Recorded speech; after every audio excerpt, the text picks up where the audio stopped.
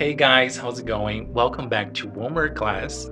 So today we're going to talk about phrasal verbs. Do you know what is phrasal verbs? Phrasal verb meaning? So phrasal verbs are actually a verb plus a adjective or a preposition. And usually when they are together, they have a different meaning. The verb changes the meaning. So that's why it's important to at least know the most common phrasal verbs because they are included in movies, in songs, and daily conversation. So for you to understand better English, you gotta know at least some of them.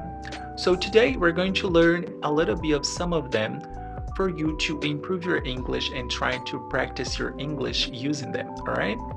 So now let's see the first one. The first one is look for. Look for. Look for when you're searching for something. Let's see an example. I'm looking for my keys. Have you seen them? I'm looking for my keys. Have you seen them? You can say, I'm looking for a new job. Do you have a recommendation? Always when you're searching for something, you're going to start to say look for or looking for something. Now let's see the other one. Run out of. Run out of, which means have no more of something. For example, we run out of milk, so we need to buy more. Again, we run out of milk. Let's see another example. We run out of sugar. So this one is very useful and I really recommend you start using them right now. So now let's see another one. Come up with. Come up with. When you think of an idea, let's see an example. He came up with a great solution. Let's imagine that you have like a problem at work and then out of the blue you have an idea, so you come up with an idea. So it's a very interesting phrasal verb to use on a daily basis. So let's see another one more. So get along with. Get along with means having a good relationship. Let's see an example.